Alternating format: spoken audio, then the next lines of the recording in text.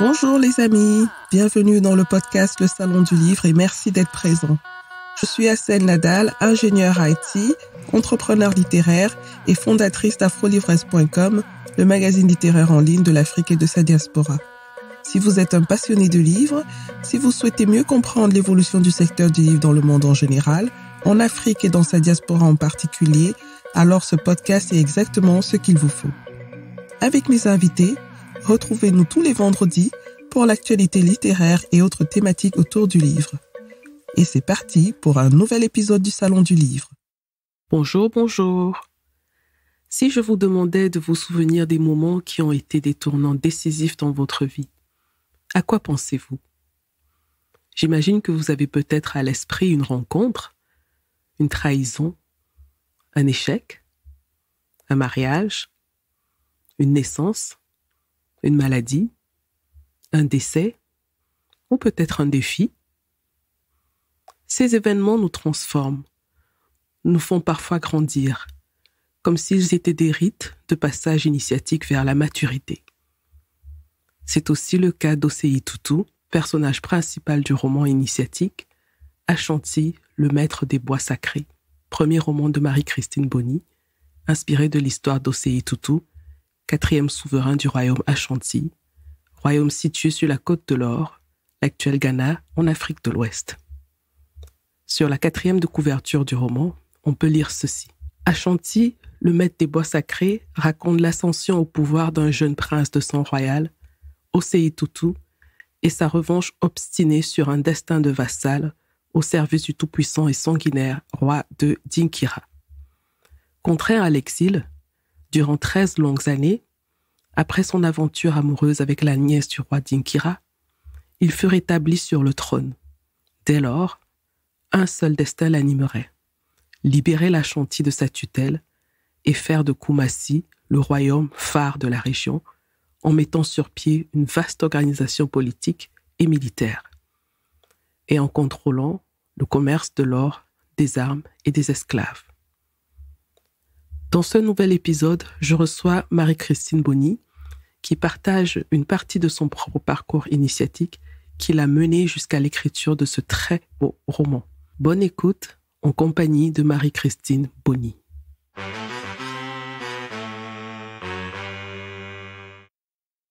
Bonjour Marie-Christine Boni. Bonjour Assel.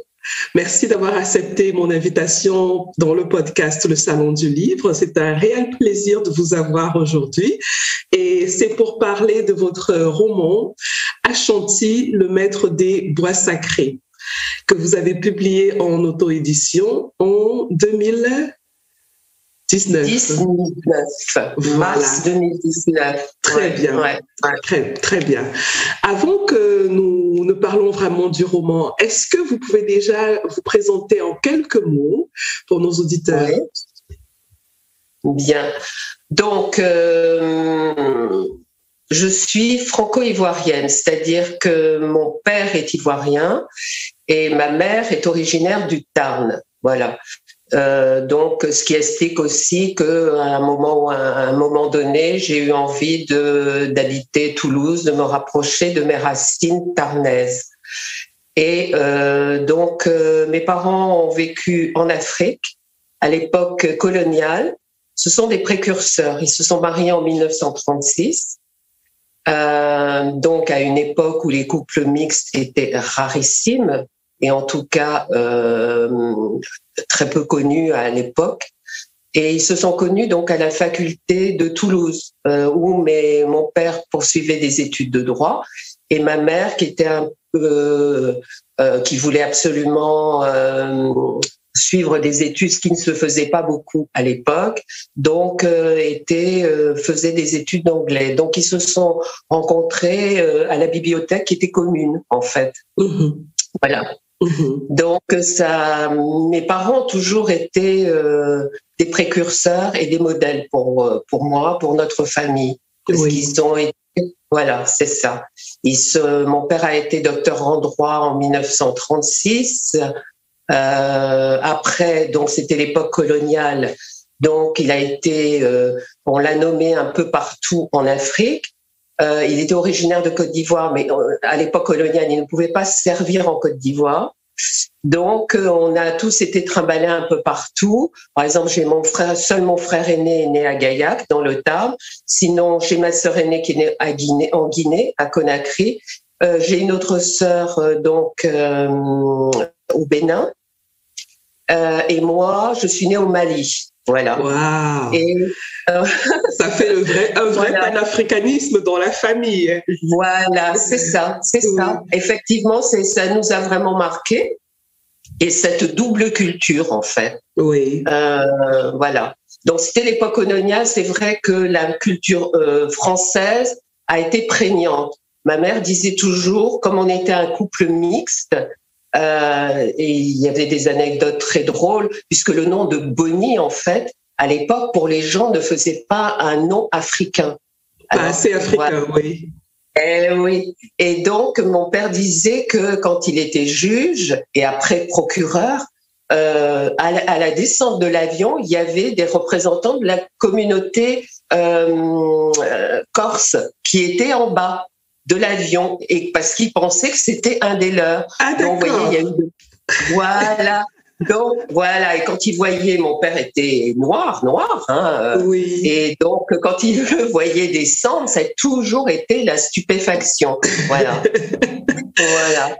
Et donc, la façon dont vous parlez, on sent que vous avez eu une très belle enfance, parce que c'est avec je sens beaucoup d'émotions, de joie aussi, ouais. Hein. Oui. Ouais, et vrai. Vous avez passé votre plus grande partie de votre enfance dans quel pays? Alors, en fait, j'ai surtout passé mon enfance à la fois, mes souvenirs tels qu'ils remontent. Il y a la France d'un côté jusqu'à l'âge de 8 ans, et au moment des 6 ans même, j'ai des souvenirs donc de l'école à Paris où j'étais. Mon père à ce moment-là était au ministère de la Justice avec Mitterrand. D'ailleurs, c'était cette période-là quand il était ministre des colonies, je crois, à l'époque. Et ils se connaissaient parce ils avaient été ensemble au même collège de jésuites. Voilà. Et donc, une partie donc en France. Et au moment des indépendances, le président Houphouët a demandé à mon père de rentrer en Côte d'Ivoire et donc de prendre le ministère de la Justice parce qu'il fallait mettre en place tout ce qui était, bien sûr, le code, les institutions, etc. Donc, on est rentré au moment de l'indépendance. Voilà. Et donc, moi, j'ai vécu une partie jusqu'à 13 ans en Côte d'Ivoire. Et puis après, eh bien, on m'a envoyé terminer mes études en France, à Paris. Mais vu l'époque, ça veut dire que vous avez grandi dans un milieu très intellectuel. Est-ce que c'est de là qu'est parti votre penchant pour l'écriture? Alors, pas du tout. En fait, bon, c'est vrai que j'étais bonne dans les matières telles que le français, l'histoire, la géographie. Il faut pas m'en parler. Je sais pas. J'ai un grand vide à ce niveau-là. Oui. Bon, c'est vrai pour les matières littéraires. Donc, j'étais assez bonne. Mais franchement, l'écriture ne m'a jamais. Si, j'aimais bien écrire. Mais pour moi, l'écriture, vous savez, intimiste. L'écriture intimiste, écrire un journal. À mon époque, ça se faisait beaucoup. Voilà. Les jeunes filles, je sais pas, quand vous aviez 14 ans, vous offrez un journal intime. Oui. Voilà. Bon. Ouais. Et donc, bon, moi, ça ne m'a jamais plu. En fait, à l'époque, j'étais plus, parce que j'ai ça en moi, une sportive. C'est-à-dire que, voilà, il y avait deux choses qui me passionnaient. C'était l'équitation. J'avais un rapport avec les chevaux très fusionnel et la natation. Voilà. Donc, j'ai été plus dans ma jeunesse, ça a plus été ce côté-là. Le côté littéraire est venu beaucoup plus tard, en fait. À quel moment il est venu alors, le côté littéraire? En fait, le côté littéraire, il est venu Et même encore, je dirais, je n'ai jamais été, bon, c'est vrai que j'ai passé mon bac, etc. Bon, à l'époque, on était formés, il fallait avoir une très bonne culture générale, etc. Mais moi, j'ai été imprégnée par mon époque, c'est-à-dire le côté politique de l'époque. Oui. Voilà. Et mes lectures ont suivi mes intérêts politiques, c'est-à-dire dans les années 70, il y avait bien sûr la guerre, il y a eu la guerre du Vietnam. Bon, même en venant un peu plus tôt, ce qui m'a beaucoup marqué dans ma vie, c'est tout ce qui concerne les camps de la mort, la Shoah, etc. Donc, il y a une personne qui m'a vraiment suivie tout au long de ma vie, parce que pour moi, c'est vraiment quelqu'un de résilient. C'était Martin Gray, qui avait connu, donc qui a écrit au nom de tous les miens, et qui a connu les camps. Il a perdu toute sa famille, sa propre famille, avant que lui-même n'en fonde une. Et Martin Gray, donc, est rescapé de Varsovie. Donc, déjà, en lui-même, il y a eu très peu de rescapés de Varsovie, les rescapés des camps, et où il a perdu toute sa famille, et après, il a fondé sa propre famille. D'accord ? Il s'est installé dans le sud de la France, et là, il y a eu un énorme incendie. Il avait 4 enfants, sa femme et ses 4 enfants ont péri dans l'incendie. Voilà. Et voyez cet homme qui avait perdu toute sa propre famille dans les camps, qui s'en est sorti en disant, au nom de tous les miens, je vais survivre, oui. Je fonderai ma propre famille, il la perd. Et donc l'exemple de... Voilà. Et moi, cet homme m'a souvent suivi, parce que vous savez, quand on a des moments de découragement, etc. et tout, je me suis toujours dit, bon, allez, pousse-toi un peu, parce qu'il y a des gens qui ont connu des choses bien plus terribles dans lesquelles ils se sont révélés, et ça m'a aidé. À différents moments de ma vie, cet exemple-là m'a aidé. Oui. Bon, après, à mon époque, il y a eu la guerre du Vietnam. Alors, la guerre du Vietnam qui a été la guerre la plus télévisée, la plus médiatisée, en fait. On avait des photos, des reportages, etc. Ça m'a énormément marqué. Voilà. Et il y a un livre aussi qui m'a suivi toute ma vie, qui s'appelle Sky, par Chauvel, Patrick Chauvel, qui était reporter de guerre à l'époque, qui était un jeune reporter, il avait que 18 ans, qui venait, son père était diplomate, donc d'une très bonne famille en France, et comme il était un peu turbulent, ses parents étaient contents qu'il parte un peu apprendre la vie sur les terrains de guerre. Donc, il est parti comme ça au Vietnam. Et comme il était casse-cou, en fait, on l'a mise dans des forces spéciales qu'avaient les Américains, et d'ailleurs dont ils ont eu l'existence, Mordicus, dont ils ont eu l'existence, et c'était un groupe de Apaches, parce que les Apaches avaient cette possibilité de se déplacer dans la forêt vierge de façon silencieuse. Voilà. Et les Nord-Vietnamiens avaient très, très peur d'eux. Et donc, Patrick Chauvel va faire ami avec un de ces Apaches, qu'il appelait Sky parce qu'il avait les yeux gris. Cet Apache était moitié écossais, moitié donc américain. Et donc, il était rentré il avait été pris par les Américains parce que, sortant un jour de sa réserve indienne, il va dans un bar.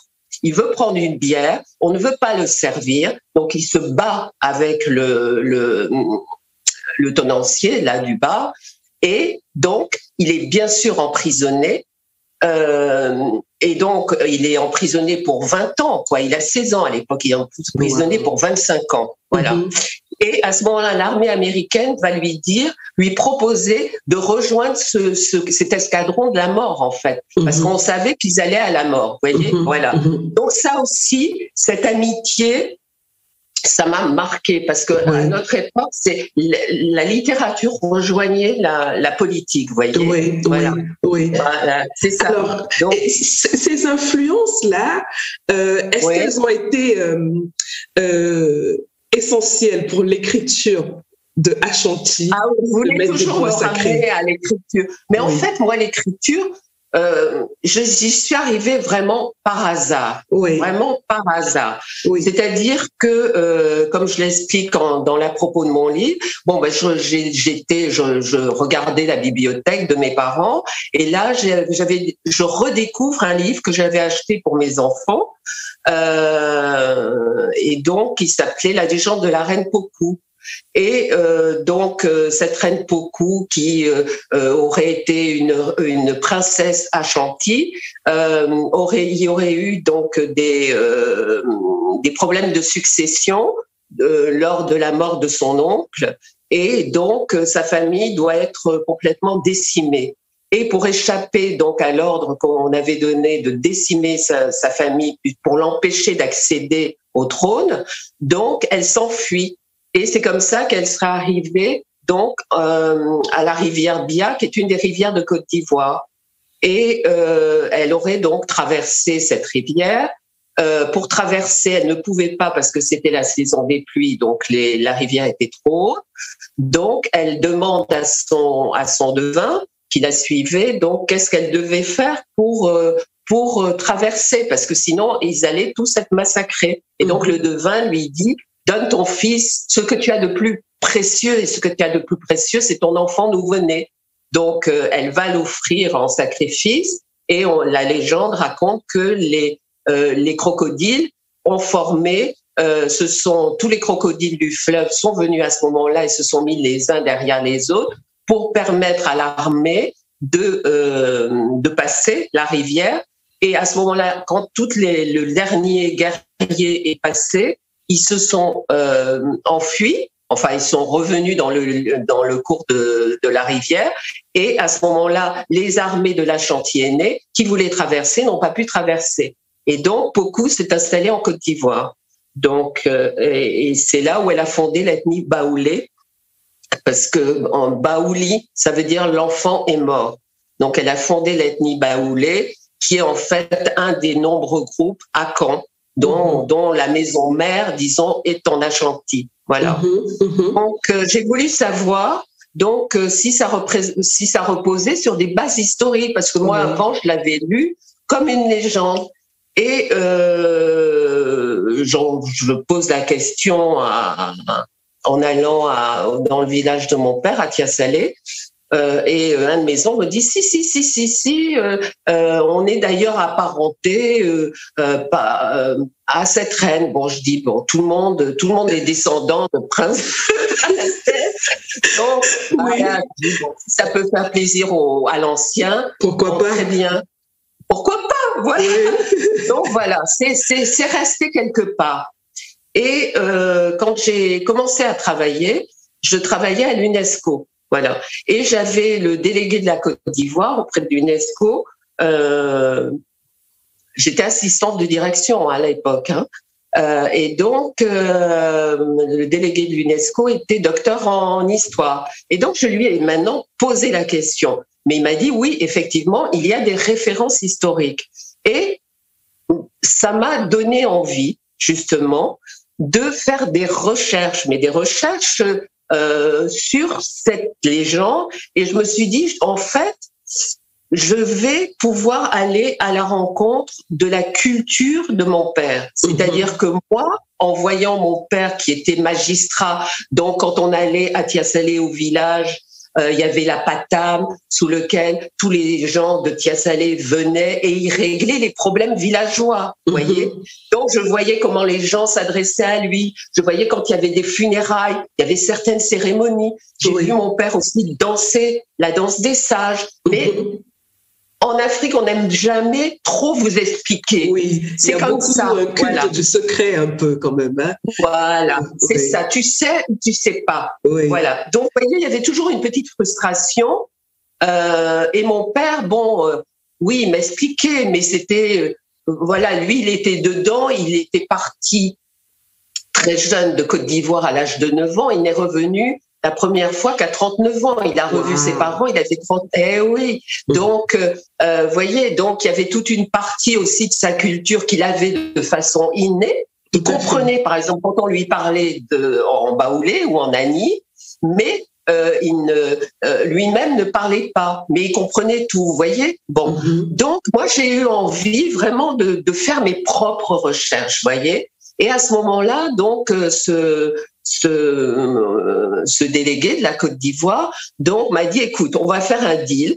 Une fois par semaine, je te libère le mercredi après-midi et tu vas faire tes recherches. Donc, il m'a ouvert les portes du centre de recherche africaine. Et c'est là où petit à petit, j'ai commencé, vous voyez, mes recherches. Mais pour l'instant, l'Ashanti, c'était juste pour... Mon point de départ, c'était Pokou, vous voyez. Oui. Et donc, voilà. Donc, Pokou était apparenté à un roi Ashanti. Donc, je ne savais même pas ce que c'était. Donc, petit à petit, j'ai découvert vraiment comme une porte qui s'ouvre, enfin des tiroirs. À chaque fois que j'ouvrais un tiroir, je découvrais quelque chose qui m'amenait à d'autres choses, vous voyez. Oui. Voilà.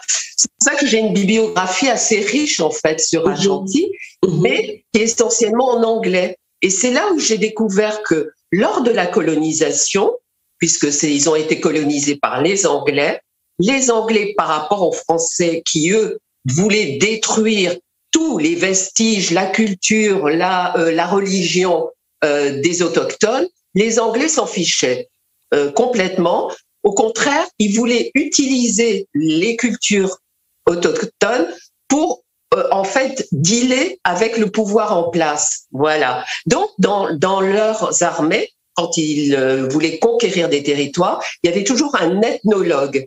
Et c'est comme ça que, voilà, j'ai découvert le capitaine Rattray. Alors, si on veut connaître l'histoire de l'Ashanti, alors là, c'est un ethnologue qui a fait le travail. Donc, il y a non seulement un travail d'historien, mais un travail sur la culture, les traditions, les coutumes, tout y est chez Rattray. Voyez. Donc, après, j'ai découvert d'autres choses. Bowditch, par exemple, qui était un découvreur au XVIe, XVIIe siècle, lors de l'implantation des premiers comptoirs côtiers sur le golfe de Guinée, vous voyez. Donc, au fur et à mesure, je suis rentrée, j'ai dépassé même le cadre de Pokou. De Pokou, oui. Voilà, j'ai complètement dépassé et j'ai découvert donc le rôle des Ashanti aînés. Et c'est à ce moment-là que j'ai découvert que le premier Ashanti aîné s'appelait Osei Tutu. Et en fait, Osei Tutu était l'oncle de Pokou. Donc, moi, j'ai eu une recherche complètement disparate. Il ne s'agissait pas du tout d'écrire un livre. Hein. Vous voyez, c'était pour moi. Dire, mon père m'a toujours parlé des Ashanti en disant « ce sont nos cousins ». C'est-à-dire que quand on va là-bas, c'est les mêmes traditions, on se comprend, etc. Vous voyez ? Oui. Alors, donc, vous partez des recherches et petit à petit, vous tombez sur des éléments qui vous font découvrir Osei Tutu. Voilà. Oui. Et là, c'est le coup de foudre.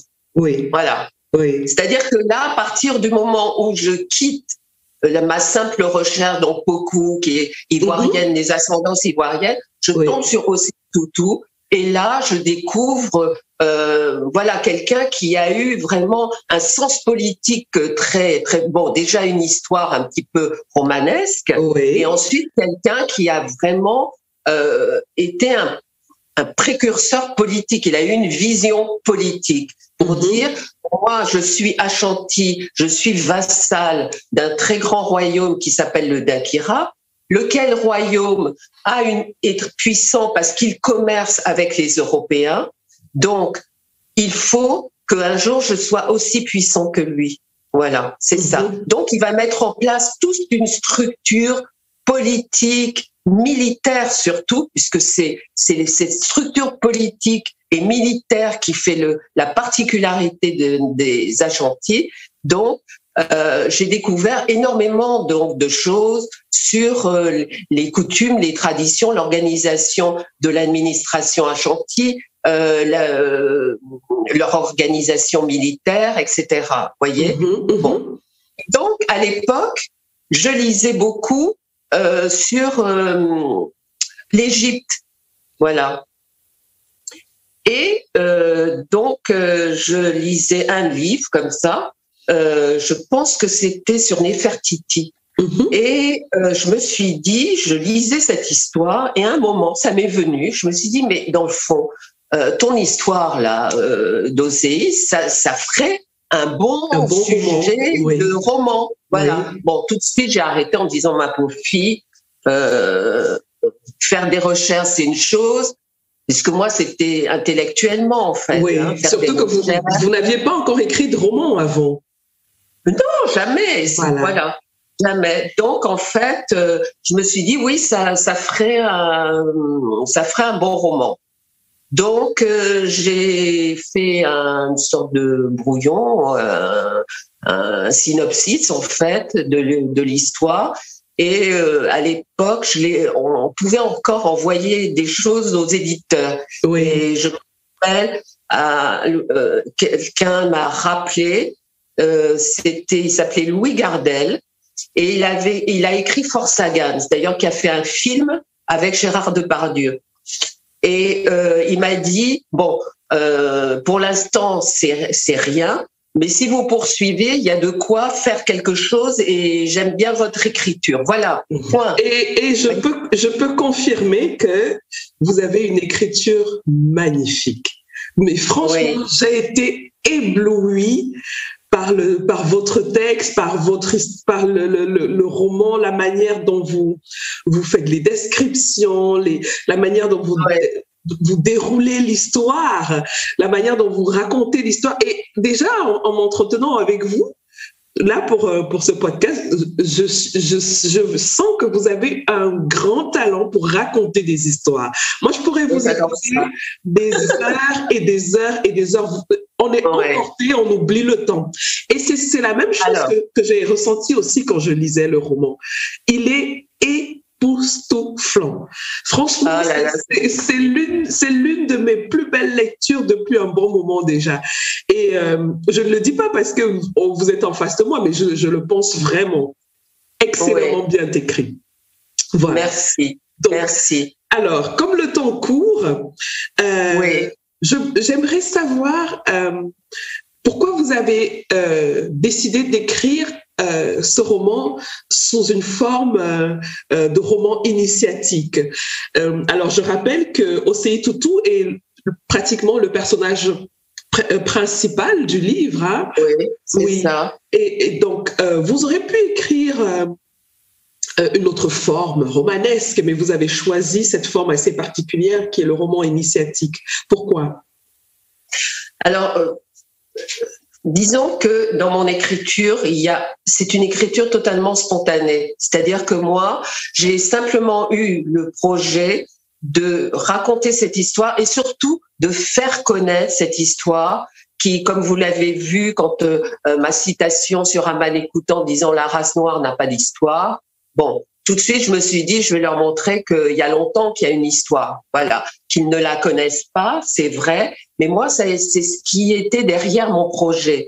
Donc, mon projet, c'était pas une recherche littéraire pour dire, je vais prendre tel truc. Je l'ai écrit. Et c'est quand je l'ai écrit, je me suis dit, mais dans le fond, un roman historique, c'est vrai, il y a un contexte, il y a un décor qui est une histoire, etc. Je m'appuie totalement. Ce sont les fondations, en fait. Bon, mais ce qui est très important et qui en fait, caractérise le plus ma démarche, c'est faire découvrir, donc initier le lecteur à une culture, à une tradition, à une histoire. Voilà, c'est simplement ça. Je me suis dit, c'est en fait le terme qui définit le mieux ce que j'ai, l'idée qui a porté ce roman. Voilà. Oui. Et est-ce que c'est juste aussi de dire que même les personnages subissent une certaine transformation. Alors, je voudrais pas rentrer dans l'histoire même du livre pour que les gens aillent découvrir d'eux-mêmes, mais je veux quand même dire que Osei Tutu subit une transformation depuis son enfance jusqu'à l'âge adulte. Est-ce qu'on peut aussi parler de forme d'initiation aussi en quelque sorte pour les personnages du roman? Voilà, exactement. Mais ça, vous avez raison. Mais ça, moi, je le vois après. C'est-à-dire, vous voyez, quand j'ai écrit ce livre, j'ai été portée par quelque chose. Vous voyez, ce livre, il m'a suivi toute ma vie. Je l'ai commencé, les recherches que j'ai faites, c'est en 1982. Vous imaginez? Nous sommes, voilà, il y a 40 ans. Et donc, ce livre, moi, j'ai eu une vie tout à fait, j'ai eu des enfants assez tôt. Donc, j'ai été mère de famille. En même temps, je travaillais. J'ai été un peu à l'UNESCO. Après, c'est la grande passion. Ça a été le tourisme. donc le marketing touristique.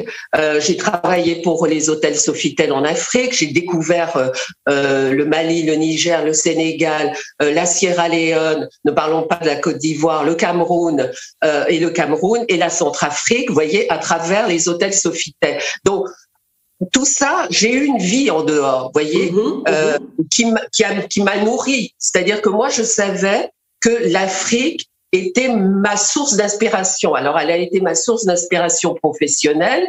Elle l'est devenue après à travers Ashanti. Mais à l'époque, Ashanti, j'avais tout refermé, mis dans un carton, et j'ai dit, moi, bon, voilà, j'ai eu un intérêt pour rechercher ça. Maintenant, c'est vrai que ça ferait un bon roman, mais moi, après, j'ai vécu, vous voyez. Vous n'avez pas creusé plus que ça. C'est pas creusé plus que ça. Alors, moi, je suis curieuse de ça, je suis curieuse de savoir quel a été l'élément déclencheur pour aller retirer tous ces papiers des tiroirs. Voilà. C'est-à-dire qu'il y a eu un moment de ma vie où j'ai perdu ma fille aînée. Et donc, ça a été le grand drame de ma vie. Et donc, c'est le genre d'épreuve qui vous met les deux genoux à terre, c'est-à-dire que vous remettez tout en question, voyez. Et donc, j'ai eu envie à ce moment-là d'arrêter parce que, bon, ma vie professionnelle était une vie de working girl, en fait. Voilà, c'est ça. Et donc, j'ai ressenti le besoin de m'isoler, de repartir à zéro et de pouvoir faire le deuil tranquillement. Oui. Parce que, en fait, quand vous perdez un enfant, la pression sociale, c'est de dire oui, mais remets-toi dans le bain rapidement, comme ça tu feras ton deuil, voyez. Et là, je ressentais tellement d'injustice. Je voulais moi vivre le deuil de mon enfant à mon rythme. Et ça ne pouvait pas se faire avec une vie professionnelle. Donc j'ai tout arrêté et je me suis installée dans le Tarn. Voyez, j'ai eu envie d'aller à un endroit où personne ne me connaissait, en fait. J'ai pris une ancienne ferme et j'ai vécu là, mais j'allais dire 10 ans. C'est pas quelque chose qui m'a pris une année, 2 années. C'est-à-dire qu'après, je me suis dit non, je ne veux plus vivre de la même façon. Je ne veux plus travailler de la même façon. Il faut que le deuil de ma fille soit le point de départ d'une nouvelle vie. Alors, je savais pas laquelle. Mais comme j'avais du temps, à ce moment-là, à l'époque, j'avais pris des notes sur papier. Donc, je me suis dit, tiens, je vais commencer sur l'ordinateur à mettre mes notes au propre, voilà, sur l'ordinateur. Voilà, parce que au fil et à mesure des déménagements, puisque moi j'ai toujours un peu déménagé, toujours une valise dans la tête, donc c'est vrai que mon carton, il était abîmé, il y a des feuilles qui étaient presque illisibles, vous voyez, donc il a fallu ça m'a pris presque 2 ans pour tout remettre bien, de créer, vous voyez. Structurer le tout, oui. Voilà. Et là, à ce moment-là, je sais pas ce qui s'est passé, j'ai ressenti un besoin vraiment de maintenant m'asseoir et d'écrire. Vous voyez, voilà. Oui. Et là, le résultat est super. Voilà. C'est un très grand roman d'aventure. Pour ceux qui nous écoutent, alors si vous aimez les grandes fresques littéraires, vous plongez pendant des heures et des heures dans des univers que vous ne connaissez pas, qui vous font fantasmer, qui vous amènent dans de grandes aventures, dans la royauté, les traditions. Alors il est fait pour vous, ce roman. Et comme je le disais tout à l'heure, et je ne cesserai jamais de le dire, il est excellemment bien écrit. Parce que c'est une chose d'avoir une belle histoire, c'est une autre de savoir l'écrire. Donc vraiment, bravo pour ce roman. Et j'en ferai la pub partout où je pourrai. Parce qu'il m'a... Oui, et d'ailleurs, j'en profite pour dire que mon premier lecteur est celui qui m'a aidé à dépasser, parce que c'est vrai qu'on ne se voit pas, on ne sait pas soi-même juger. Et donc, je me disais, voilà, parce qu'on a tendance à ne voir que les imperfections, en fait. Tout à fait. J'avais Marie Scondé quand même comme précurseur. Alors, je me disais, bon, allez, laisse tomber. Quand on a pu écrire ses goûts, toi tu arrives avec ton OCI, tu vas te ridiculiser. Et mon fils me disait mais non, je t'assure. Bon, condense. Il me disait voilà, condense un peu parce que moi à l'époque j'écrivais des kilomètres, c'est presque 800 pages. Voyez. Donc après ça a été ça et ça aboutit sur ça. Et encore, je l'ai gardé dans mes tiroirs pendant longtemps, puisque entre-temps, donc moi j'ai monté une affaire de conseil en décoration, vous voyez. Donc voilà. Et en 2017, j'ai tout arrêté. J'ai dit stop, maintenant j'arrête et je veux me consacrer à Ashanti. Voilà. D'accord. Et vous avez fait le choix de le publier en auto-édition. Oui. Pourquoi? Parce qu'un tel roman, moi je suis sûre que, à moins que les éditeurs ne lisent pas bien, hein, mais moi je suis sûre qu'il aurait trouvé une très très bonne maison d'édition aussi. Pourquoi vous avez fait le choix de l'auto-édition? Bon, alors je pense que j'ai fait le choix parce que j'avais déjà tenté à l'époque, j'avais déjà tenté les éditeurs, voilà. Et j'ai été tellement fatiguée parce qu'en fait ils ne vous répondent pas. Ce livre, je l'ai porté tellement longtemps que j'étais épuisée. C'est pour ça d'ailleurs que je ne le reprends que maintenant, la promotion. Et donc je me suis dit je ne vais pas m'épuiser à chercher un éditeur. Je vais l'auto-éditer. Il aura déjà une forme pour moi-même, une forme aboutie, voilà. Et ensuite on verra. Je prendrai, je vais à ce moment-là attaquer les éditeurs, vous voyez. Et en fait, j'ai laissé passer une année parce que j'ai fait le burn-out en fait de l'écrivain. Voilà, c'est ça. C'est-à-dire que quand je voyais mon livre, j'avais envie de pleurer et je me disais mais personne, c'est bien, mais personne ne va le lire. Alors je vais pas trouver d'éditeur. Comment le faire connaître? Vous voyez, tout me semblait une montagne. Donc c'est là où j'ai eu la chance de trouver donc cette blogueuse et influenceuse littéraire qui se lançait dans la promotion littéraire. Je me suis dit c'est quelqu'un qui va être motivé par mon livre, vous voyez, et on va travailler ensemble à la promotion littéraire. Je serai plus seule. Et à ce moment-là, tout ce qu'on fait à l'heure actuelle, la dernière étape, c'est les éditeurs. C'est-à-dire que je vais arriver en leur disant voilà, mon livre est en auto-édition, il est déjà connu, il a obtenu des critiques. Voilà. Oui. Je sais que les éditeurs regardent beaucoup le travail des blogueurs, des influenceurs littéraires. Voilà. Donc, à ce moment-là, je ne vais pas arriver toute seule. J'arrive avec tout un dossier concernant Ashanti. Voilà. Eh bien, je trouve que vous avez eu instinctivement une démarche très contemporaine, très de l'époque, de se dire je crée d'abord comme une sorte de communauté autour de mon livre. Voilà. Et c'est cette communauté qui va me porter à trouver une bonne maison d'édition pour faire la suite du travail.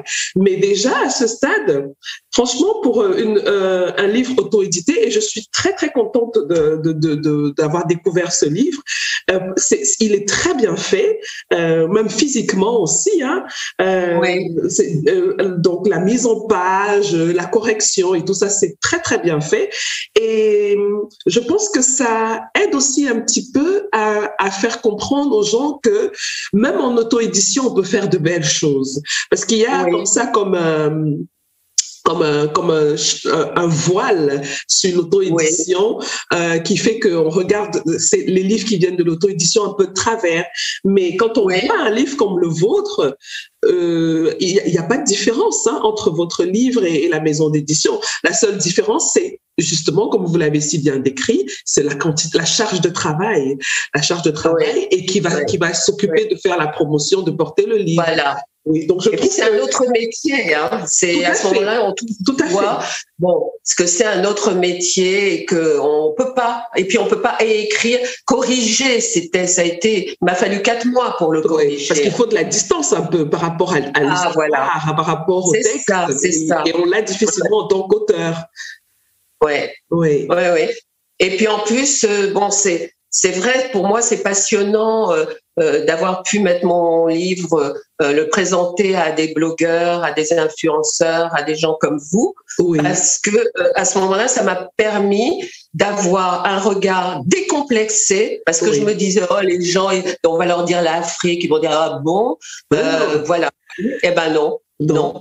Même celles qui ne connaissaient pas du tout l'Afrique, qui ne s'intéressaient pas du tout aux romans historiques, qui lisaient plutôt des romances et tout, ça s'est très bien passé. Donc moi, c'est votre regard qui me donne confiance et me permet de dire, ben non, ce livre, il a des qualités, il peut rencontrer un éditeur. Un jour, son marché naturel, c'est le marché anglophone. C'est pas le marché francophone, c'est le Ghana, c'est l'Angleterre, c'est les États-Unis. Et là, il y a toute une diaspora noire américaine qui sera intéressée par cela. Mais là, il faut un éditeur, voyez. Voilà. Mais à défaut d'un éditeur, il faut au moins un agent.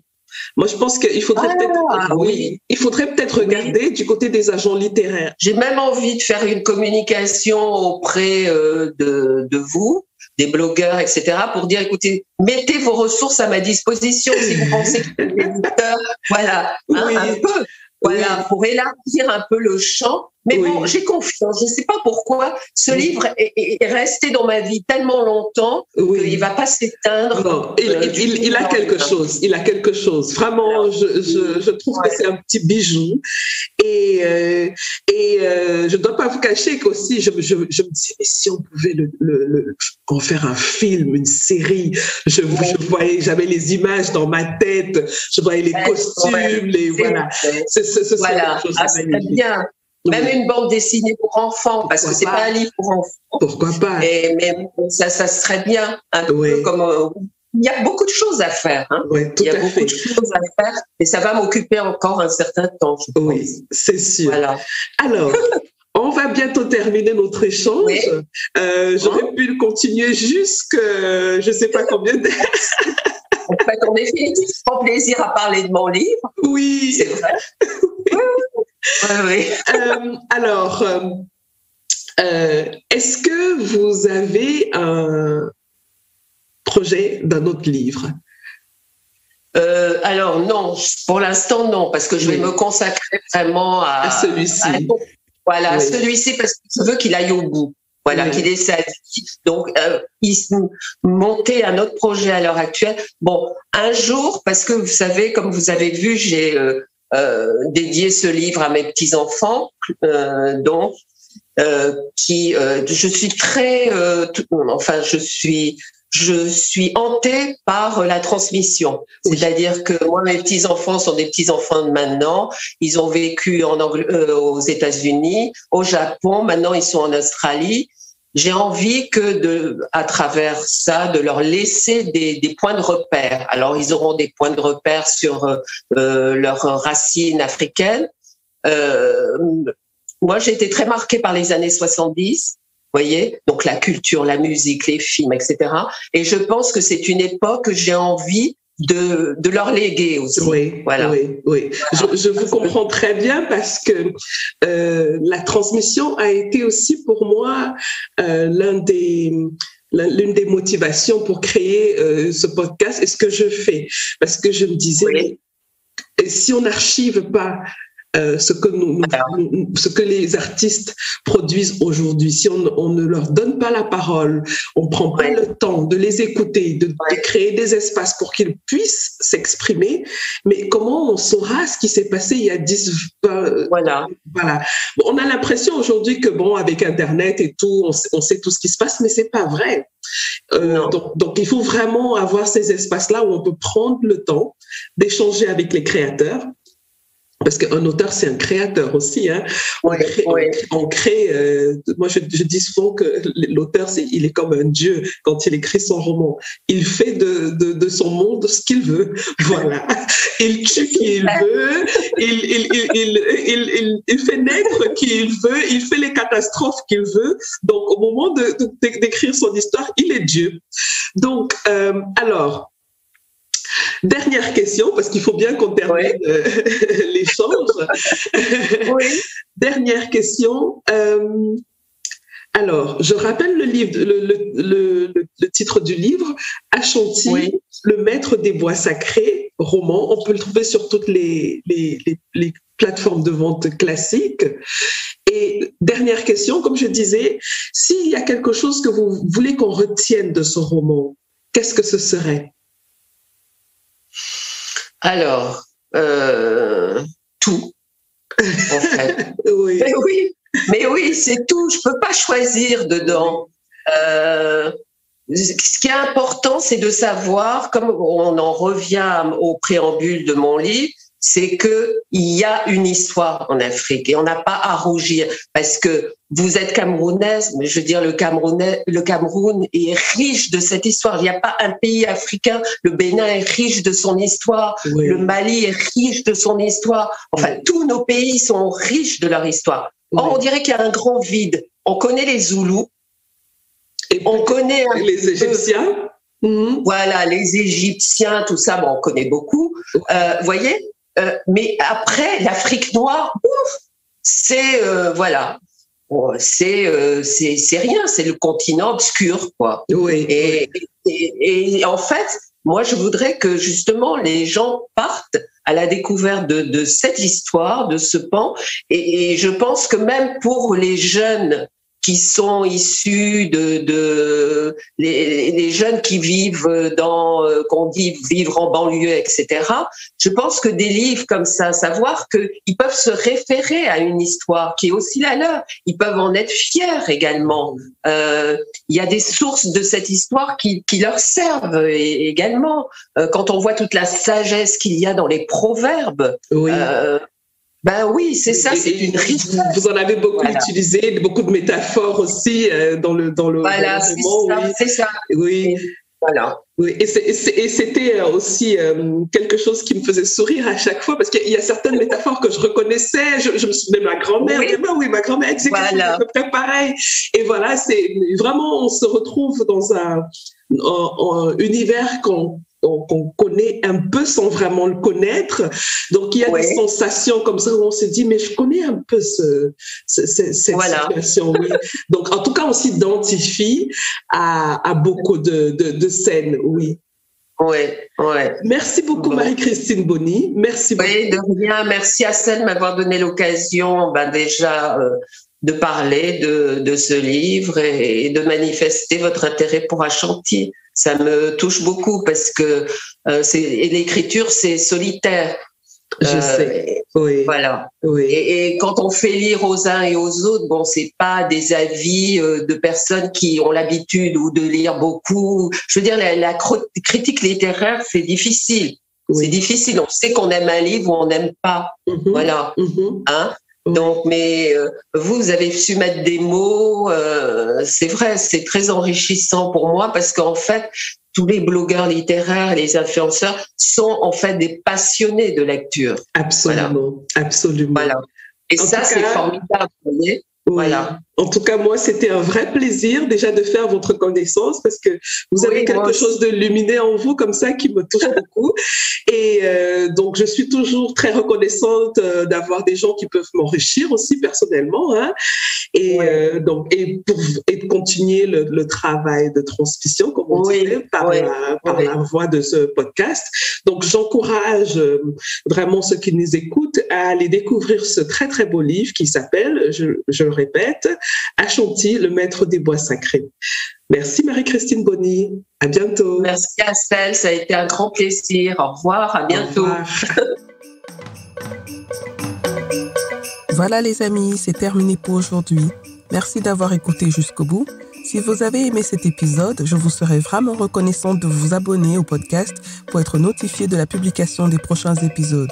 Vous pouvez aussi partager l'épisode, y laisser un commentaire ou le noter avec 5 étoiles. Vous pouvez poser vos questions par WhatsApp en envoyant un message au numéro +237 6 80 81 54 24. À bientôt les amis.